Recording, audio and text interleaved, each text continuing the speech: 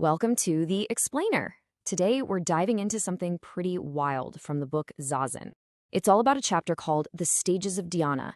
And get this, it basically maps out how spiritual progress can cause real physical changes in your body. We're talking about transforming your very essence, energy, and spirit. It's fascinating stuff. So let me just throw this out there. Can meditation physically reshape your body? Right down to the shape of your skull? Well, this text answers that with a pretty surprising yes. It's suggesting that the path to enlightenment isn't just some mental game. No, it's a tangible, biological process that literally leaves its mark on you. Okay, so here's our game plan. First, we'll look at the big map of this transformation. Then we'll dive into how you refine your core energies. That's Jing, Qi, and Shen. After that, we'll check out the physical, telltale signs that this is actually happening. And we'll wrap up with the one thing that connects it all, the path to zero stiffness. Let's get into it. All right, so first up, a map of this whole transformation. What's really cool is that the text starts by bridging two huge traditions. Buddhist practice is all about the mind, right? But this source says, hey, hold on, you can't just ignore the body. It's a very real obstacle. So to really get the physical side of this journey, we're going to borrow some key terms from Taoism. So to really understand this map, you got to know these three core concepts from Taoism, sometimes called the three treasures. First up is Jing. Think of it as your innate vitality, your foundational life force. Then, once you refine that, it becomes Qi. That's the dynamic energy that powers your body. And finally, at the very top, Qi gets transformed into Shen, or spirit, which people often experience as actual light. And this, right here, is the central map for our entire journey. It's brilliant, really. The text links these stages of meditation, called dhyana, to the transformation of those three energies we just talked about. So you start in what's called the desire realm and transform Jing. Then you move into the deeper meditation states to transform Qi. And finally, you transform Shen, right before returning to the void. It's a step-by-step process. Okay, so let's start at the very beginning, the foundation. The whole journey kicks off with refining Jing, our innate life force. The text says this is the main job of the first phase of practice, which is known as the dhyana of the desire realm. And look, Jing isn't some abstract, floaty idea. It's our raw, innate vitality. The text even points to a really clear physical sign of it, a morning erection. It points out that even a young child who doesn't understand sex can have one. This is seen as a pure biological sign of just abundant life force.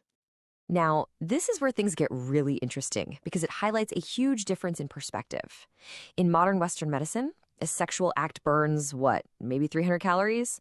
It's like a brisk walk. You just eat a meal and you're good to go. But from the Taoist cultivation perspective, it's a completely different story. It's seen as consuming your finite life force, your Jing, and that's something food just can't replenish. And that's exactly why preserving it is so crucial in these practices. So, once your Jing is restored and built up through practice, your body actually has a surplus. And that's when it can start the next stage of this internal alchemy, if you will, transforming that raw essence into a much more refined power source, Qi. And the text makes this really fascinating distinction. It says there are kind of two types of Qi. There's the energy you get from food. That's good for explosive power, like lifting something heavy. But it gives you terrible endurance for, say, long-distance running. And then there's the real Qi, the kind refined from Jing. This is the stuff that gives you incredible endurance, overall strength, and a seriously boosted immune system. And that's the energy you're cultivating in meditation. So what does this actually feel like? Well, the text describes it as a really distinct sensation. It's like your kidneys are literally recharging, almost like a subtle electrical current is tingling up your spine. But the text is also super clear. This doesn't just happen. It's the result of really dedicated practice. We're talking long meditation sessions, a mind that's free from sexual desire, and even a diet that supports this whole internal process. All right, so we've refined essence into energy. Now the journey moves towards its peak. The next step in this alchemical process is transforming that refined energy, the Qi, into Shen, or what we might call spirit. And Shen is really the pinnacle of this whole energetic transformation. It's something you experience directly as light. Your own consciousness can become this luminous sphere. And this is what ultimately leads to the final stage, that sphere of light expanding out into a feeling of pure boundlessness. In other words, returning to the void. Okay, so let's be real for a second. How would you actually know if someone has reached these crazy advanced stages? Well, you wouldn't just have to take their word for it. The text claims the body itself provides undeniable, you can see it with your own eyes, proof. And we're not talking about subtle, I feel a nice energy kind of thing. No, these are concrete, observable changes to a person's physical structure.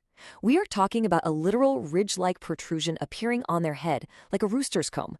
Their eyes become dark and radiant like a kid's. Those smile lines around your mouth, they completely disappear. The neck and shoulders become unbelievably soft. Even the navel, which is usually sunken, might start to protrude. The body is literally being remolded from the inside out. But the most critical, and honestly the most surprising sign of all, is this phenomenon called Ma Yin Zhang Xiang.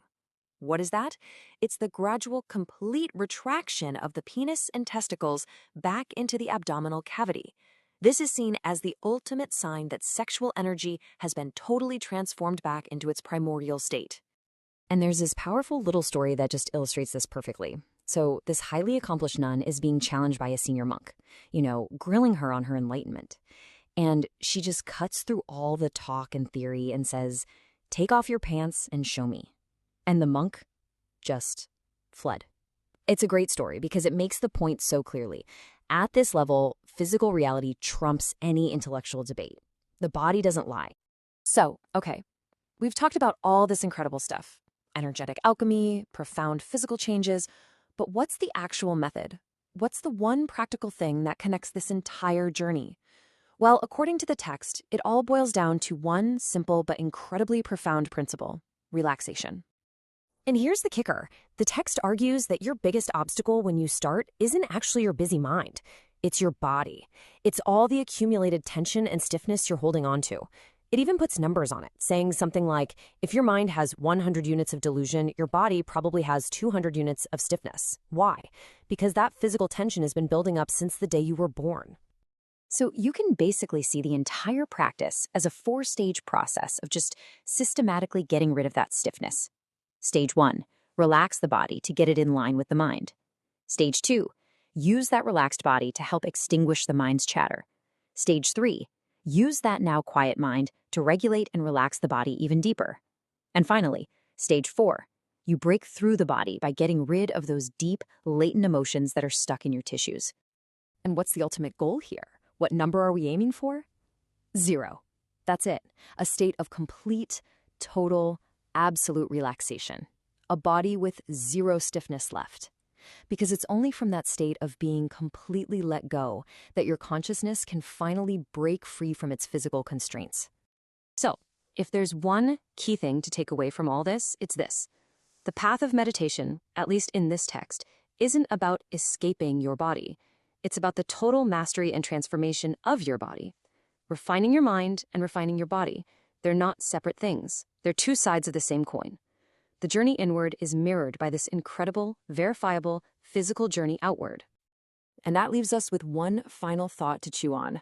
Maybe this entire incredibly complex map with Jing, Qi, Shen, and all these unbelievable physical changes, maybe it's all just a very detailed way of describing the deepest possible form of letting go.